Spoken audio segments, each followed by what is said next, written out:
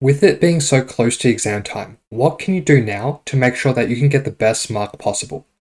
I'm sure a lot of people are wondering about this, so that's why I'm going to cover some final advice and my top 5 tips that you can implement to help boost your marks for this important exam. So without further ado, let's start with number 5. So number 5 is reducing friction. And what I mean by this is you should try and make sure that the actual exam is the only thing that you're focused on the day, and you're not stressing over other things. Now, that might seem obvious, but the following list shows some of the things that students in the past have stressed over. So make sure that you've covered everything on this list. So for example, the time, location, seating of your exam, that should be quite basic information. How are you going to get there? For example, if you're taking public transport, check to see that there's no delays, but always have a backup option just in case. So for stationery, such as making sure your pen still has ink, a dictionary if you want to use it, and maybe a watch if you think that helps you keep track of time. Sleep and a good breakfast is definitely important because the exam is the longest exam that you'll be doing for VCE, so it's very important that you're feeling energized throughout the entire exam. And then exam lineup. I know some might get easily stressed when you hear other people talking about the exam, for example, just a couple hours before. There's nothing wrong with sitting by yourself before the exam if you think that will help you focus. And likewise, if you feel like you need to talk to people before the exam to calm yourself down, then do it. But whatever you do, just try not to stress yourself out even more during the exam lineup. Now we'll kind of move on to the more English-orientated advice. So number 4 is plan your exam. So what I want you to do is to visualize yourself doing the exam right now, and I want to ask you these questions. Do you know which section or which order you're going to complete the sections? Or what if you come across a hard topic? Or what if you're spending too much time on one section and you think it's time to move on? Now, these are all questions that are good to think about beforehand. And obviously, it's not the exact same as if you were in the actual exam, but if you're able to at least address some of these potential situations that might occur, it's going to be a less of a shock on the day if something surprising pops up. And for me, which section did I do first? I always started off with section C because I could use my reading time for the argument analysis article. And then I moved on to section A, then I finished on B, because usually I felt that section A was slightly a bit easier, but again, that depends on the individual. That was just my personal preference. And if I came across a hard topic, now this was one of my main concerns for the exam. The way I addressed this was doing as many plans as possible. And even if they are not in very much detail, if you've at least thought about this wide variety of topics, it's going to give you a head start if one of these hard topics should come up on the exam. However, with that in mind, note that usually for section A and B, so text response and comparative text response, usually there should be one topic that is accessible for all students.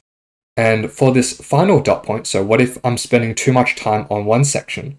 Now, the obvious solution to do beforehand is to time yourself and make sure you finish. And during the actual exam, I didn't write the conclusion to my essays until I finished all 3 sections, because I knew that was the thing that I could leave out and not impact my marks that much. That's not to say that the conclusion is not important, but if you had the choice of writing a conclusion for all your essays or polishing up your third body paragraph, completing your paragraphs is always going to be superior in every single aspect. And of course, there's many more tips to help you manage your time properly, but that was just one small thing that I personally like to use. Moving on to number 3, a full trial exam is not what you should be doing a couple of days before your exam. Now, this is a bad idea because trial exams don't improve your writing. They are summative tasks. Doing trial exams help improve your time management, but in terms of the actual quality of your writing, that comes from analyzing and getting feedback on your own essays. And in terms of what writing you can do instead of trial exams, you can do plans for a lot of topics, as I mentioned before, and that will help you get exposed to a wide range of ideas that might come up on the exam. Another thing you could do is to reread old essays and trying to improve on that. So maybe making notes on the side on how you would improve. So after you have read some old essays, perhaps you can memorize some key phrases or sentence stems that were really good or received good feedback. And then finally, if you do feel like you need to improve on your timing, what you can do are timed paragraphs, but the purpose of doing timed paragraphs is either to memorize or it's to make sure that your time management is on point. Number 2, and in terms of the actual writing, this is probably my most important tip. And it seems basic, but it is the most common feedback that I give to people who send in their essays to me. And unsurprisingly, it does show up in the VCAL report very frequently. And if you're aiming for high marks, especially a 10 out of 10, you cannot lack this aspect. But the good news is, it can be a simple fix. And that's simply by getting the keywords into your essay. So in your contention, in your topic sentences, your links, just try and get the keywords in there. Is this the best way? Definitely not, but it's always more superior than not mentioning the topic at all. So you might be wondering about other ways to link to the prompt. And what you can actually do is to bend the topic to something that you can write about. And let's see this through an example.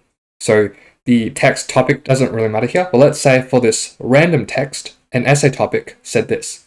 This text suggests wisdom is important. Discuss. Now, wisdom is quite a broad concept, so it might be hard to talk about. But in our contention, what we can do is to bend this topic to something we can talk about. And this is why the contention is so important, because it sets up the framework of your entire piece. So for example, I could say, redefining wisdom as the ability to be open-minded and spiritually aware, the author suggests that wisdom is integral in our development. I've highlighted redefining because I found it such a useful word. Every time I came across a keyword that might have been vague or could be interpreted in many ways, I would use the word redefine to make the keyword in the topic equal to other things that I am comfortable talking about. So if a quote was related to open-mindedness, I could use that, and that would indirectly link to the keyword in the topic, which is wisdom. Now, of course, it has to make sense when you're writing this sentence. So you can't redefine, for example, wisdom to be something completely irrelevant. However, if you are within the boundaries, it does give you a lot more room to talk about other things that otherwise might seem a bit far-fetched. And now for my number 1 tip, and probably the most underrated out of all of these, and that's exam psychology.